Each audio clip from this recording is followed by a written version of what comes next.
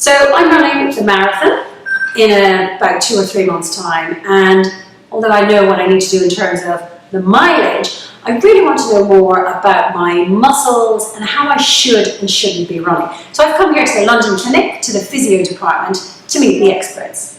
Hi, my name is Ruth. Yeah, I'm one of the physiotherapy team. And my name is Federico, I'm one of the senior physiotherapists. So give me the lowdown on what we're going to do today.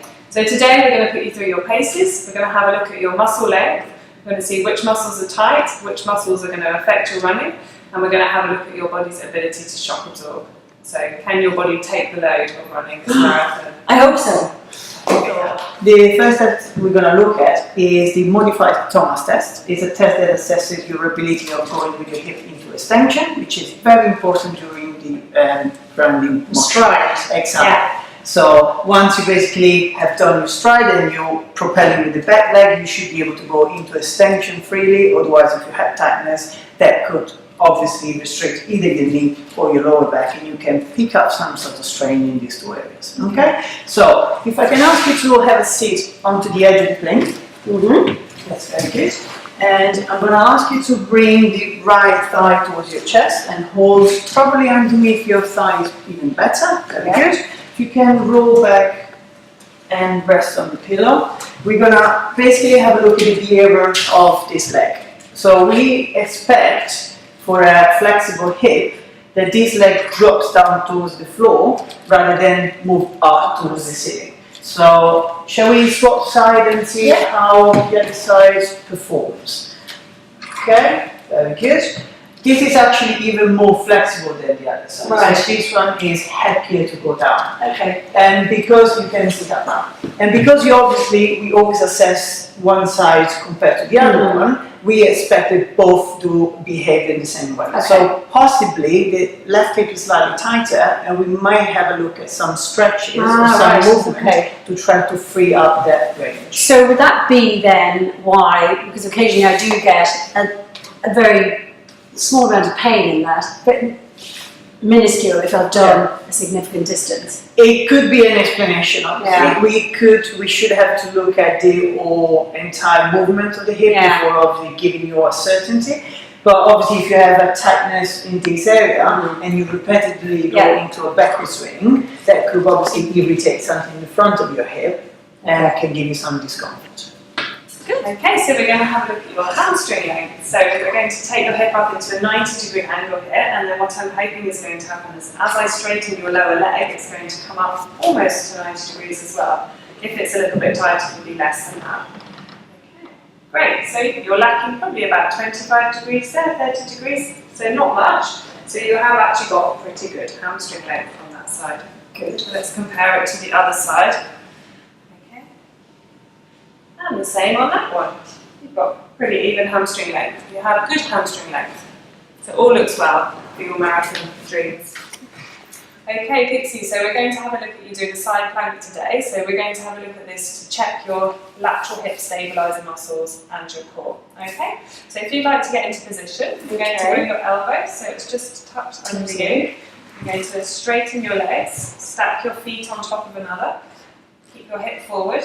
Okay, and then you're going to have a go at just lifting your hips up, and you're going to try and hold that position. We can just test and see how many seconds you can hold for. You're making it sound very easy. Let's have a go. Okay.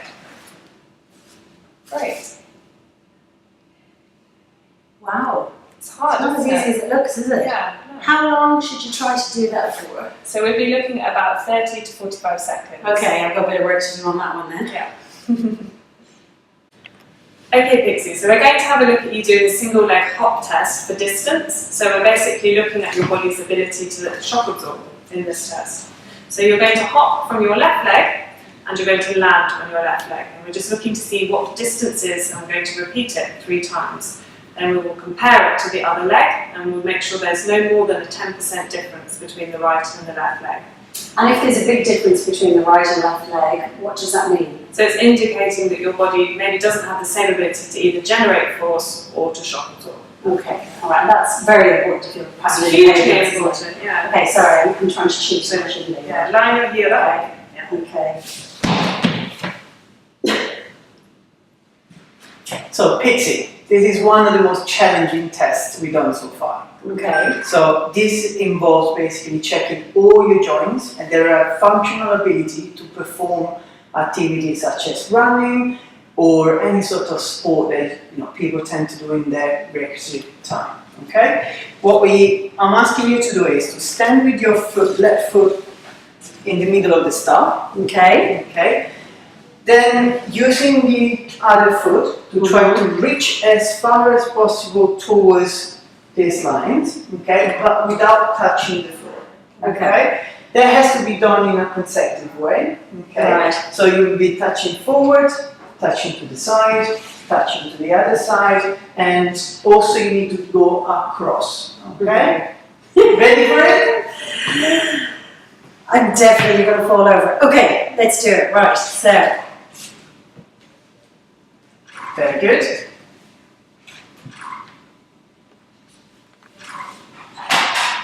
Whoa. That is very hard. It's very hard. That is really hard. Just show me how slick you are doing it. Okay, I'll try again. Okay, so if I hold my weight with my left leg, try to reach forward, and then I'm going to the right hand side, yeah. and then I'm going to the backwards, then all the way back, across, all the way across, and across this way. So Federico, you're really good at it. I'm not particularly good at it. Because of that, am I putting myself at risk of anything, falling, fatigue, anything like that? What's... Well, the implication of the inability of doing these tests are obviously to see into like what type of activities you're going to be doing. Running, for instance, it requires a lot of proportion and strength from your hip. That means that if you are not able to engage those muscles when you're doing these tests, you might be starting to overload other parts of your body. For example, your knee, or for example, your ankle. Okay. So some of the patients turn up here with lateral knee pain, or also called runner's knee, it's very typical. Yeah. Or some others with pain in the front of the shin because they're overusing their ankle. So yes, there's an implication with this, but people can improve it, people can practice at home, for instance. So the distance between here and here is what, if I was going to do it? So I will start with something very Oh, so it's going to be smaller, right? Yes, of course. So you gave me the hard one. Yeah, this is a test. So we obviously look at the literature for Yes. tests. The total length of these strips are about 6 feet, 6 to 8 feet is the literature. But you can start with something much smaller, and the more and also not necessarily all the strips that we use today on the floor. Right, so like the tricky one. Yeah, the tricky and across perhaps are not very significant for somebody that does a linear movement, like running. Yeah. So they can practice mostly going forward, going backward, going sideways, and not necessarily across, which is more for rotational sports, for instance. Great, you've given me something else to try out. Okay, Pixie, so we're going to have a look at your running gait. So we're going to see from behind how your feet and how your legs and your trunk are moving, and then we're going to have a look from the side as well to see what your stride length is like, how your body is positioned, so your head positioning, whether you're flexed at the trunk. We're going to have a look at all of these things. So we're going to start you off running, so I'll let you be in control. I feel like I run with my bottom out like that now, you'll tell me, won't you? Like just crank it up. You can just crank it up, yeah. And then the speed you normally run at is what's